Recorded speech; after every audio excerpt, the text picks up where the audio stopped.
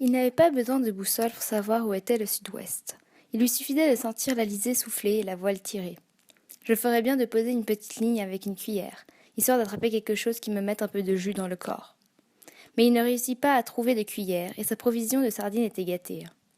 Au passage, il accrocha un bouquet d'herbes jaunes du golfe, qu'il secoua afin de faire tomber les petites crevettes qui s'y trouvaient nichées. Il y en eut bientôt plus d'une douzaine sur le plancher de la barque. Elles gigotaient et sautaient comme des puces de mer.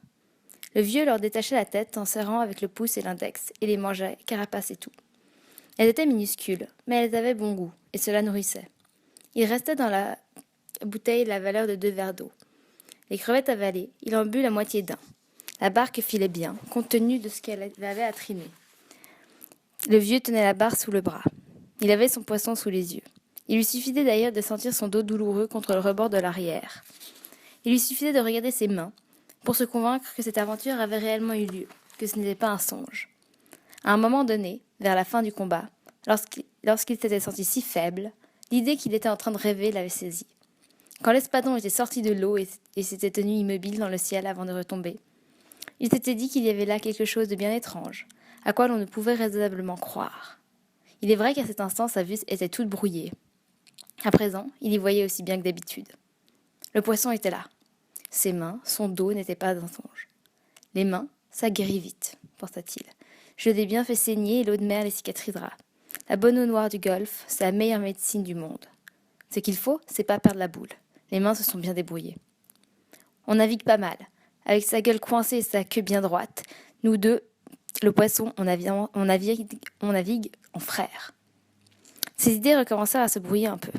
Il se demandait, c'est-il lui qui me ramène ou c'est-il moi ? Si je l'avais à la remorque, ça ne se ferait pas de question. S'il était dans la barque, tout minable, ça ne ferait pas de question non plus. Mais ils naviguaient tous les deux attachés côte à côte, et le vieux se disait, après tout, qu'il me ramène, ça lui fait plaisir.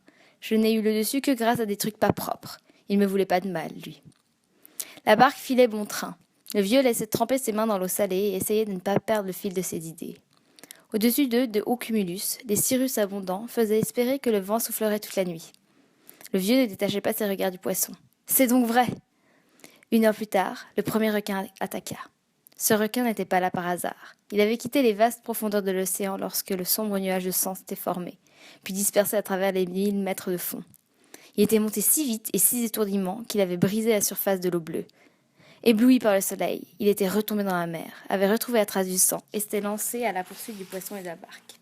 De temps à autre, il perdait la piste, mais il la retrouvait, ou quelqu'un d'indice le guidait. Il nageait sans se lasser et sans perdre de temps. C'était un superbe requin mako, bâti pour la vitesse, aussi rapide que le poisson le plus rapide. Tout en lui était beau, sauf la gueule. Son dos était bleu comme celui d'un espadon, son ventre était couleur d'argent, sa peau belle et satinée. Il avait la forme de l'espadon à l'exception de ses mâchoires. Les yeux étaient énormes, il les tenait fermés, nageant à toute vitesse, tout près de la surface. Sa haute nageoire dorsale fendait l'eau comme une lame d'acier.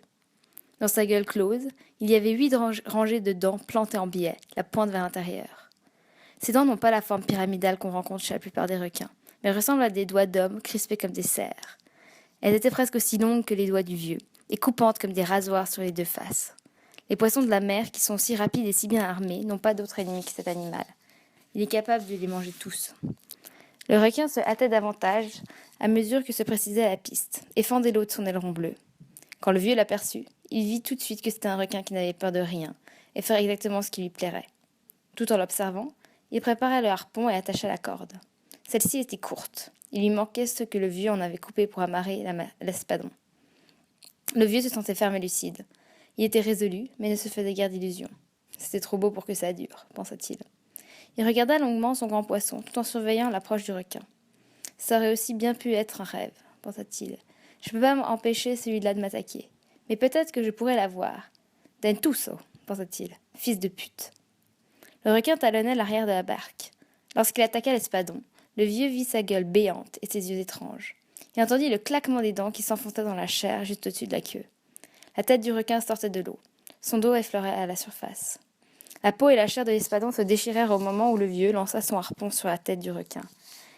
Il vidait l'endroit où la ligne qui va d'un œil à l'autre se croise avec celle qui prolonge directement le nez. Ce n'étaient que des lignes idéales. Il avait en réalité que la tête bleue, lourde et pointue, les gros yeux, les mâchoires claquantes, menaçantes, dévorantes. En tout cas, c'était là l'emplacement du cerveau. Le vieux frappa juste à cet endroit. Il frappa de ses mains sanglantes et poisseuses, enfonçant son bon harpon avec un suprême effort. Il frappa sans se faire d'illusions, mais avec la volonté de tuer et toute la haine possible. Le requin se retourna vers le côté, et le vieux vit que son œil était sans vie. Il retomba de l'autre côté, s'enroulant 2 fois dans la corde. Le vieux savait que le requin avait son compte, mais celui-ci ne l'entendait pas ainsi. Couché sur le dos, sa queue fouille en l'air, les mâchoires claquant dans le vide, il faisait tourbillonner l'eau comme un canot de course. À l'endroit où sa queue s'agitait, jaillissait l'écume. Il était aux 3/4 sorti de l'eau quand, tout à coup, la corde se tendit, frémit et cassa net. Sous le regard attentif du vieux, le requin resta immobile pendant 1 minute. Puis lentement, il coula. « Il m'en a bien mis 40 livres, dit le vieil homme tout haut. Il m'a pris aussi mon harpon et toute la corde, pensa-t-il. Et maintenant que mon poisson aurait commencé à saigner, il va en venir d'autres. » Il n'avait plus envie de regarder le poisson depuis qu'il avait été mutilé. Quand le poisson avait été touché, il lui a semblé qu'on le dévorait lui-même. « Mais bon sang, j'ai tué le requin qui me mangeait mon gros poisson, » pensa-t-il. « C'était le plus gros dentuso que j'ai jamais vu. Et Dieu sait si j'en ai vu des gros dans ma vie. » C'était trop beau pour que ça dure, pensa-t-il. C'est maintenant que je voudrais que ce soit un rêve. Je voudrais l'avoir jamais pris, ce poisson-là. Je voudrais être tout seul dans mon lit, sur le paquet des journaux. Mais l'homme ne doit jamais s'avouer vaincu, dit-il. Un homme, ça peut être détruit, mais pas vaincu. Je regrette d'avoir tué ce poisson, pensa-t-il. C'est maintenant que ça va commencer à se gâter, et j'ai même plus de harpon. Le dentuso, c'est méchant, c'est fort, c'est malin. Pourtant, j'ai été plus malin que lui. Sait-on jamais, pensa-t-il. Ce qui est certain, c'est que j'étais mieux armé que lui. Raisonne pas tant, bonhomme, dit-il tout haut. Navigue de ton mieux, et prends les choses comme elles viennent.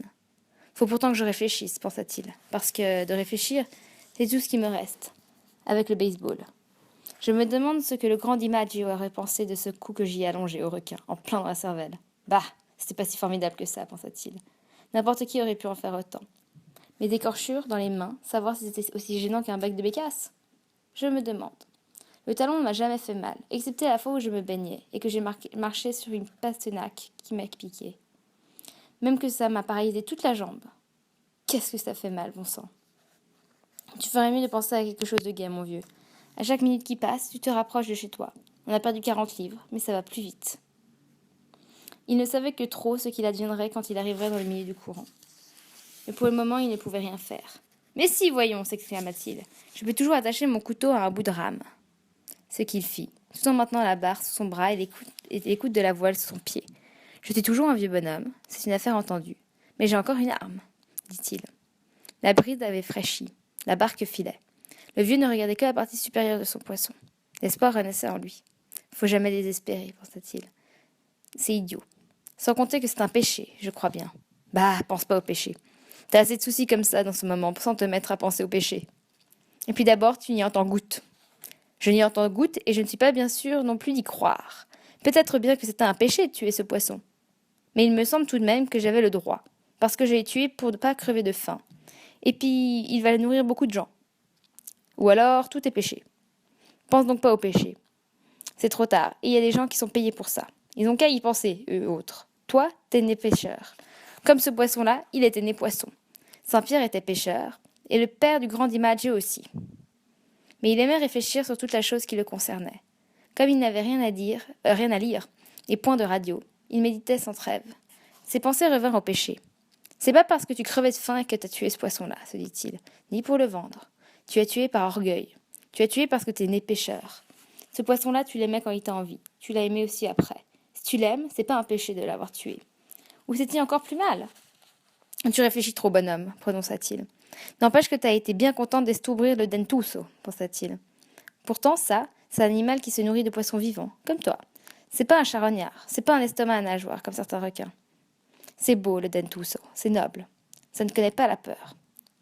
J'étais en état de légitime défense, dit le vieil homme tout haut, et je l'ai rudement bien tué. D'ailleurs, pensa-t-il, tout le monde tue d'une manière ou de l'autre. La pêche me tue au moins autant qu'elle me fait vivre. Le gamin me fait vivre, lui, pensa-t-il. Faut pas que je raconte d'histoire.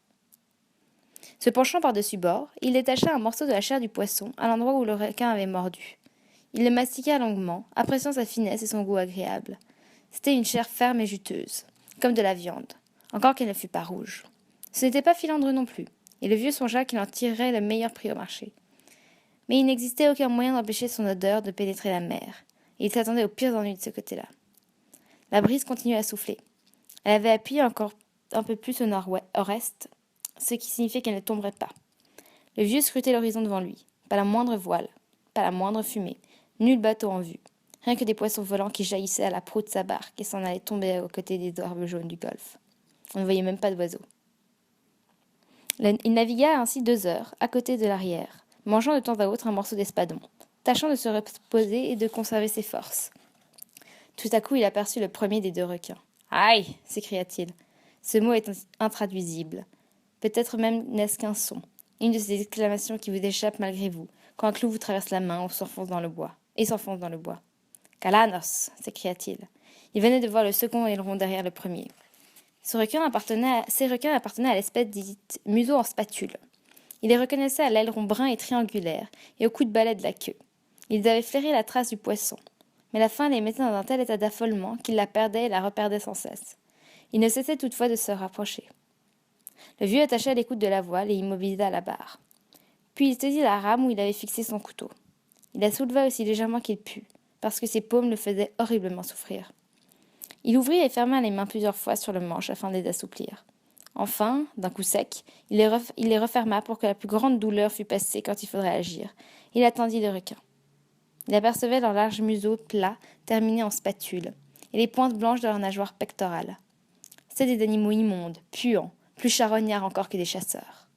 Quand ce requin-là ont faim, ils vont jusqu'à mordre les rames ou le gouvernail des barques, à sectionner les pattes des tortues endormies à la surface, à attaquer l'homme. Celui-ci ne porta-t-il sur le corps la moindre odeur de poisson ou de sang. « Aïe !» dit le vieux, « Galanos ! Allons-y, Galanos !» Ils attaquèrent, mais pas de la même façon que le mako. L'un vira et disparut sous le bateau. À chaque secousse qu'il donnait en tirant sur le poisson, l'embarcation oscillait.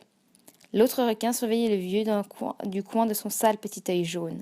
Soudain, les mâchoires béantes, il se jeta sur la partie de l'espadon qui était déjà entamée. La ligne imaginaire se dessinait nettement du sommet de sa tête noirâtre, à l'endroit où la cervelle rejoint l'épine dorsale.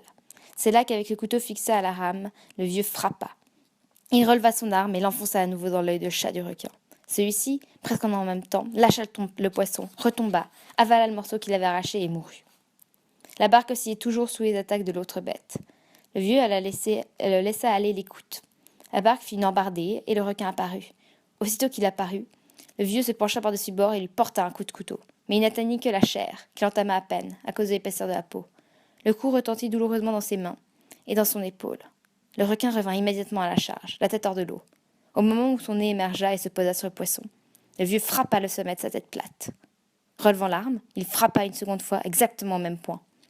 Le requin cependant resta accroché au poisson de toute sa mâchoire. Le vieil homme lui creva l'œil gauche. Le requin ne bougea pas. « Ça ne te suffit pas ?» dit le vieux.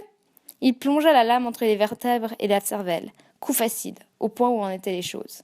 Il sentit le cartilage se fendre. Il retira son couteau et essaya de le pousser entre les mâchoires du requin, afin de les écarter. Il retourna la lame plusieurs fois sur elle-même. Quand enfin le requin lâcha prise et s'enfonça, il lui dit « Fous le camp, Galano.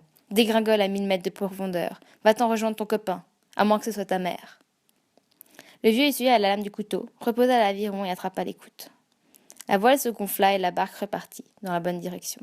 « Ils ont mangé au moins un quart du poisson, et le meilleur, dit-il tout haut. Si seulement c'était un rêve, si seulement je l'avais jamais ferré. Ça me fait chagrin tout ça, poisson. Ça démolit tout ce qu'on a fait. » Il se tut et ne voulut plus regarder son poisson. Exsangue et ballotté sur les vagues, celui-ci avait pris cette couleur gris plombé qu'a le teint des glaces. Il en distinguait encore ses rayures. « J'aurais pas dû aller si loin, poisson, dit-il, ni pour toi, ni pour moi. Pardon, poisson. C'est pas tout ça, se dit-il à lui-même. Regarde un peu la ficelle du couteau, des fois qu'elle aurait été coupée. Et puis occupe-toi un peu de tes mains, parce qu'il va sûrement en venir d'autres. Il me faudrait une pierre à aiguiser, dit-il après avoir vérifié la ligature du couteau sur le manche de la rame. J'aurais dû emporter une pierre à aiguiser. Il y a bien des choses que t'aurais dû emporter, pensa-t-il. C'est pas le moment de penser à ce qui te manque. Pense plutôt à ce que tu peux faire avec ce qu'il y a. Oh, assez de serment comme ça, dit-il, tout haut. Fiche-moi la paix. Il cala la barque sous son bras et plongea les 2 mains dans l'eau. La barque continua sa course. Tu sais combien celui-là en a emporté, dit-il. Enfin, la barque est plus légère qu'avant. Il ne voulait pas penser au ventre mutilé du poisson. Il savait que chacune de ces secousses produites par un requin s'était soldée par un morceau de poisson arraché. et que le poisson traçait maintenant pour tous les requins de la mer une piste large comme un boulevard. Ce poisson-là, il aurait pu nourrir un homme pendant tout l'hiver, songea-t-il. Allez, faut pas y penser. Tu ferais mieux de te reposer un brin, puis de voir un peu à tes mains, qu'elles soient en état de défense ce qui reste. L'odeur de mon sang sur mes mains, c'est pas grand-chose comparé à cette odeur qui se répand dans l'eau. D'abord, mes mains, elles saignent pas tant que ça. Y a pas une seule entaille sérieuse. Et pour la gauche, une saignée comme ça l'empêchera d'avoir des crampes. À quoi que je pourrais bien penser à présent, songea-t-il. À rien. Faut penser à rien et attendre la suite. Si seulement j'avais rêvé. Mais sait-on, ça aurait pu tourner bien. Le requin suivant était seul. C'était un museau en spatule aussi. Il se jeta sur la proie comme un cochon sur l'auge, si l'on admet qu'un cochon a une gueule assez large pour qu'un homme y mette sa tête. Le vieux le laissa mordre, puis lui enfonça le couteau emmanché à l'aviron en plein milieu du cerveau. Mais en s'enfondrant, le requin fit un bond en arrière et la lame se brisa. Le vieux reprit la barre. Il ne jetait pas un regard vers le grand requin qui sombrait lentement, d'abord grandeur nature, puis plus petit, puis microscopique. D'habitude, le vieux observait ses disparitions avec transport. Mais cette fois-là, il ne tourna même pas la tête. « J'ai plus que la gaffe, dit-il, mais ça ne servira pas à grand-chose. J'ai 2 rames, j'ai le gouvernail, j'ai le gourdin. Ils m'ont eu, pensa-t-il. Je suis trop vieux pour tuer des requins à coups de gourdin. Mais je me défendrai contre eux, nom de nom, tant que j'aurai le gouvernail et le gourdin, et les rames. » Il trempa de nouveau ses mains dans la mer. L'après-midi touchait à sa fin. On ne voyait que l'eau et le ciel. Le vent s'était élevé. Il pouvait espérer que la côte serait bientôt en vue. « T'es fatigué, mon bonhomme, dit-il, fatigué jusqu'à l'os. » Les requins ne revinrent qu'à la tombée du jour. Le vieux aperçut 2 ailerons bruns qui fendaient l'eau derrière ce qui devait être la trace du poisson dans la mer. Les requins ne s'étaient même pas partagé la recherche du cadavre. Nageant côte à côte, ils fonçaient droit sur la barque. Le vieux coinça la barre, bloqua la voile et attrapa le gourdin sous la poupe. C'était un ancien manche de rame qu'on avait scié et qui mesurait 75 cm environ. À cause de sa forme, on ne pouvait s'en servir utilement que d'une main. Le vieux, fermement, l'empoigna de la main droite. Prêt à le brandir, il regarda les 2 requins approcher. C'était encore 2 galanos. Faut laisser le premier se mettre à table. À ce moment-là, je lui tape sur le museau, bien dans le travers de la tête, pensa-t-il. Les 2 requins attaquèrent ensemble. Quand le plus proche ouvrit les mâchoires et planta ses dents dans le ventre argenté du poisson, le vieux éleva le gourdin aussi haut qu'il put et l'abattit, pesant et fracassant sur la large tête. Le gourdin rencontra une sorte de résistance électrique, mais le vieux sentit aussi la dureté de l'os. Au moment où le galano se détachait du poisson, il lui assena un second coup sur le museau. L'autre requin avait mordu plusieurs fois l'espadon. La gueule béante, il revenait encore. Des morceaux de chair pendaient au coin de sa gueule, formant des traînées blanches. Il se jeta sur le poisson et referma ses mâchoires. Le vieux fit un moulinet avec le gourdin. Hélas, il ne réussit qu'à toucher la tête. Le requin le regarda et arracha le morceau qu'il avait entamé. Au moment où il s'écartait pour l'avaler, le vieux lui porta un nouveau coup. Il ne heurta que l'épaisse masse élastique de la tête. « Amène-toi, Galano, dit le vieux. Amène-toi à voir. » Rapide comme l'éclair, le requin revint. Le vieux l'atteignit quand il referma les mâchoires. Le gourdin au levé, il lui déchargea un coup formidable. Cette fois, c'était l'os. De toutes ses forces, le vieux cogna dessus. Le requin engourdi ne sombra pas sans emporter encore un morceau. Il pouvait revenir. Le vieux guetta, mais ni lui ni son camarade ne se montrèrent.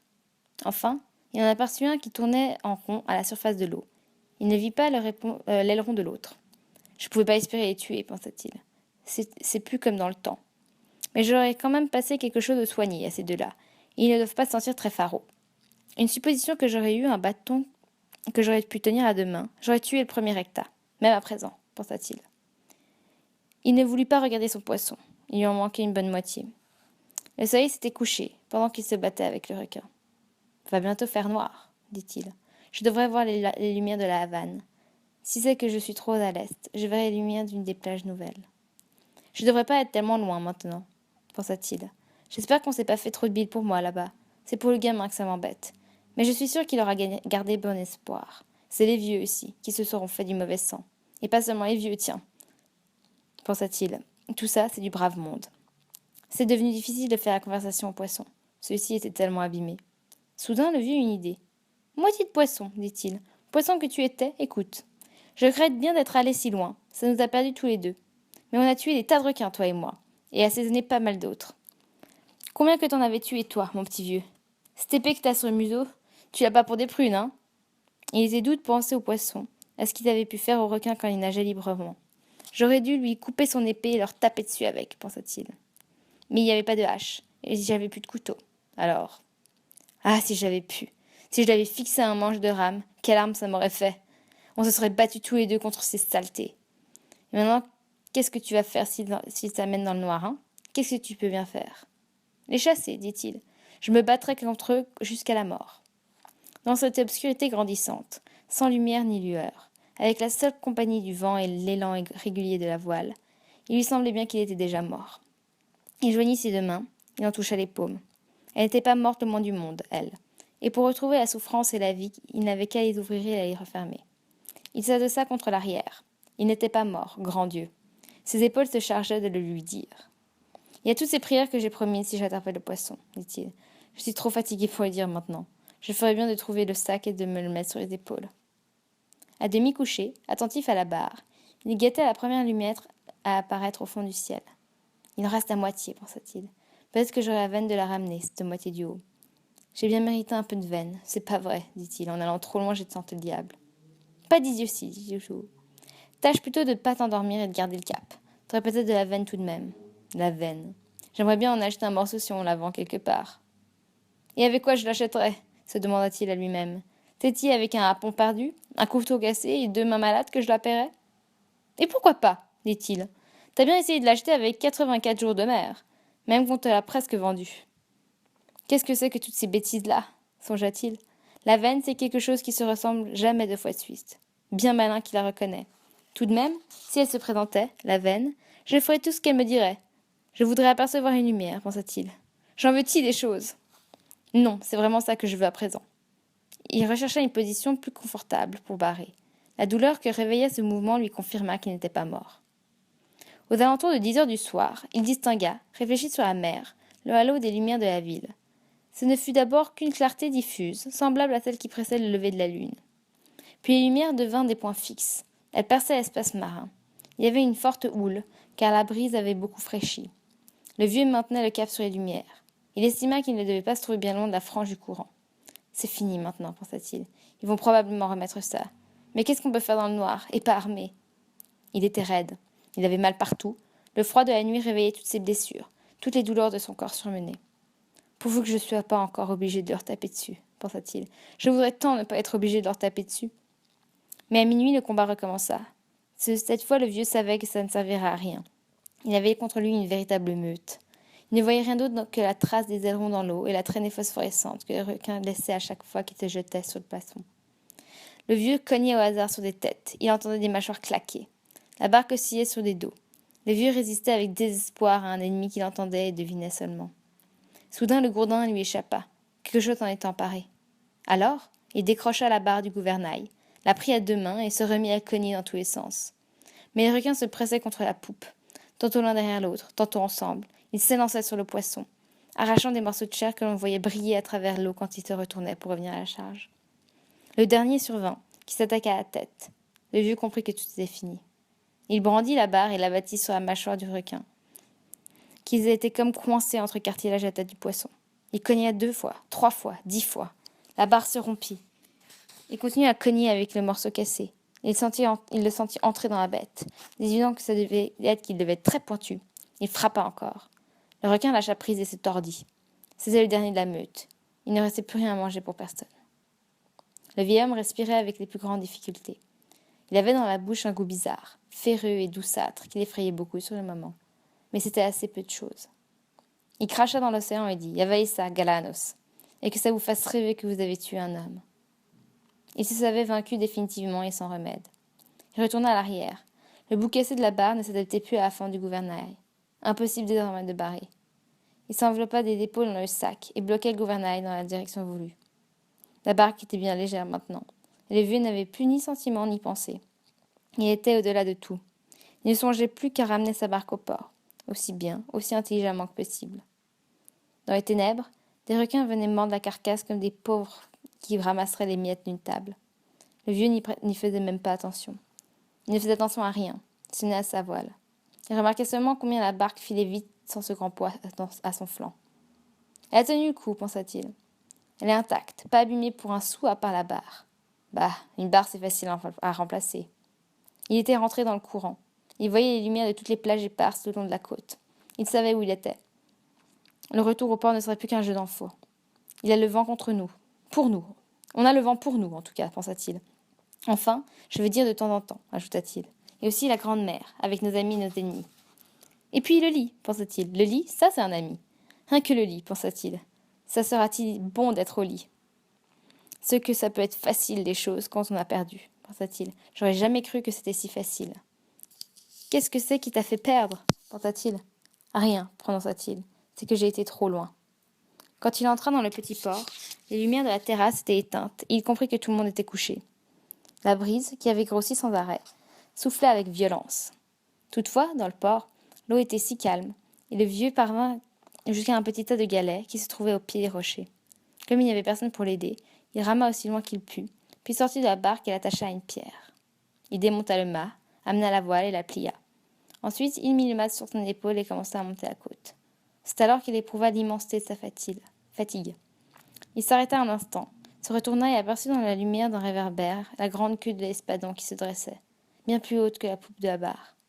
Il distingua la ligne blanche et nue que dessinait l'arête, ainsi que la masse sombre de la tête, l'épée se vide, tout se vide. Il se remit à gravir la pente. En arrivant au sommet, il tomba et resta prostré, le mât en travers des épaules. Il essaya de se relever. C'était au-dessus de ses forces. Assis, soutenant le mât, il regardait la route. Un chat passa de l'autre côté, vaquant à ses affaires. Finalement, le vieux posa son fardeau à terre et se remit debout. Il ramassa le mât, le chargea sur son épaule et poursuivit son chemin. Il lui fallut s'asseoir encore 5 fois. Dans la cabane, il appuya le mât contre le mur. À tâtons, il trouva une bouteille d'eau et but. Puis il tomba sur son lit. Il tira la couverture sur ses épaules, la rangea sur ses pieds et sur son dos. À plat ventre sur les vieux journaux, les bras en croix, les paumes tournées vers le ciel, il s'endormit. Le lendemain matin, le gamin entrouvrit la porte et passa la tête. Le vieux dormait toujours. Le temps était trop mauvais pour que les bateaux puissent sortir. Aussi le gamin avait-il dormi tard. Comme les matins précédents, il était venu. D'abord, il s'assura que le vieux respirait. Ensuite, il vit ses mains et pleura. Sans bruit, il sortit et courut chercher du café. Il pleurait en dévalant la côte. La barque était entourée de pêcheurs qui examinaient ce qu'elle portait à son flanc. L'un d'eux avait retroussé son pantalon pour entrer dans l'eau et mesurer la longueur du squelette avec un filet et avec une ficelle. Le gamin ne descendit pas jusque-là. Il était déjà venu et avait chargé un pêcheur de veiller sur la barque. « Comment qu'il va » cria d'en bas l'un des hommes. « Il dort » répondit le gamin. Il lui était indifférent qu'on le vît pleurer. Faut pas le déranger surtout. « Il avait 6 mètres de la tête à la queue » cria le pêcheur qui avait mesuré la carcasse. « Ça m'étonne pas » dit le gamin. Il entra à la terrasse et commanda du café dans un pot. Bien chaud, avec plein de lait et de sucre. « Et avec ça, ça ira. Tout à l'heure, je verrai ce qu'il veut manger. » Pour un poisson, c'est un poisson, dit le patron. On n'en a jamais vu de pareil. Toi aussi, les 2 que t'as eu hier, ils étaient beaux. Je m'en fous, dit le gamin. Il fonda en larmes. Tu veux pas boire quelque chose demanda le patron. Non, dit le gamin. Dis-leur qu'ils viennent pas embêter Santiago. Je reviendrai tout à l'heure. Dis-y de ma part que je le plains. Merci, dit le gamin. Il apporta le café chaud à la cabane du vieux et resta assis à son côté jusqu'à ce qu'il ouvrit les yeux. Une fois, le vieux parut s'éveiller, mais il se replongea aussitôt dans un lourd sommeil.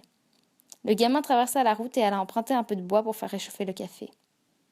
Enfin, le vieux s'agita. « Bouge pas !» dit le gamin. « Avale ça !» Il versa un peu de café dans un verre. Le vieux prit le verre et but. « Ils m'ont eu, Manoline, » dit-il. « Ils m'ont eu jusqu'au trognon. Pas lui, en tout cas, pas le poisson. Non, ça c'est vrai. C'est après.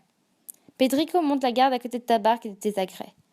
Qu'est-ce que tu veux qu'on fasse de la tête ? Dis à Pedrico qu'il la coupe en morceaux. Ça servira à appâter les nasses. Et l'épée ? Ça te ferait plaisir ? C'est pour toi. Je te crois que ça me ferait plaisir, dit le gamin. Maintenant, faut qu'on se mette d'accord pour tout le reste. C'est-ils qui m'ont cherché ? Naturellement, avec des vedettes et des avions. Dame, ce que c'est grand la mer. C'est pas rien d'y repérer une toute petite barque, dit le vieux. C'est bien agréable d'avoir quelqu'un à qui parler. Tellement mieux que de se parler tout seul à soi-même ou à l'océan. Tu m'as manqué, tu sais, dit-il. Qu'est-ce que t'as attrapé ? Un gros le premier jour, et un autre le second, et 2 le troisième. C'est pas mal, ça. On va se remettre à pêcher ensemble, tous les 2. Non, j'ai pas de veine. J'ai plus de veine du tout. La veine, je m'en fous, dit le gamin. J'en ai de la veine, moi. Chez toi, qu'est-ce qu'ils diront ? Ça m'est bien égal. J'en ai pris 2 hier. Maintenant, on va se remettre à pêcher ensemble. Tu comprends, j'ai encore des tas de trucs à apprendre. Faut qu'on se fabrique une belle lance de combat et qu'on l'ait toujours à bord. Pour le faire, il n'y a qu'à prendre un bout de ressort à une vieille Ford. On le ferait affûter à Guanabacoa. Faut que ce soit très pointu et pas trop trempé pour pas que ça se casse. Mon couteau, il est bien cassé. Je te trouverai un autre couteau et je ferai aiguiser le ressort. Pour combien de jours qu'on en a, tu crois, de cette brisa à tout casser? Peut-être 3, peut-être plus. Ça va alors, j'ai le temps d'arranger tout. Toi, grand-père, tu t'occupes d'abord de tes mains. Oh, les mains! Je sais bien ce qu'il faut faire. Cette nuit, j'ai craché une drôle de saleté, et j'ai senti comme si j'avais quelque chose de craqué sur la poitrine. Ça aussi, il faut s'en occuper, dit le gamin. Allez, allonge-toi, grand-père. Je vais t'apporter une chemise propre et puis quelque chose à manger. Apporte-moi donc les journaux les jours où j'étais pas là, dit le vieux. Faut te remettre vite, tu comprends, parce que j'ai des tas de trucs à apprendre, et toi tu connais tout. Ça a été dur, hein? Je te crois, dit le vieux. Bon, je vais chercher à manger les journaux, dit le gamin. Repose-toi bien, grand-père. Je demanderai une pommade au pharmacien pour tes mains. Oublie pas de dire à Pétrico que la tête c'est pour lui, hein? J'oublie pas. Sitôt la porte franchie, sur la mauvaise route en débris de coraux, le gamin se remit à pleurer. Ce jour-là, il était venu tout un groupe de touristes. Ils étaient assis à la terrasse et contemplaient la plage encombrée de boîtes de conserve et de barracudas crevés. Tandis que le vent d'est agitait la mer à l'entrée du port, une des dames aperçut une longue arête blanche terminée par une immense queue qui se soulevait et se balançait au gré du ressac. « Qu'est-ce que c'est que ça ?» demanda-t-elle au garçon, en désignant la longue épine dorsale du grand poisson qui n'était plus maintenant qu'une carcasse, prête à se laisser emporter par la marée. « Tiburon, dit le garçon. « Requin. » Il croyait expliquer ainsi ce qui s'est passé. « Je ne savais pas que les requins avaient de si belles queues, d'une si jolie forme, » s'exclama la dame. « Moi non plus, » dit l'homme qui l'accompagnait. Dans la cabane, là-haut, tout haut, le vieux s'était endormi. Il jetait toujours sur le ventre. Le gamin, assis à côté de lui, le regardait dormir. Le vieux rêvait de lion. Alors voilà, papy, on vient de finir le livre. Encore une fois, joyeux Noël. Et on t'aime très très très très très très fort. Je t'aime, mon papy.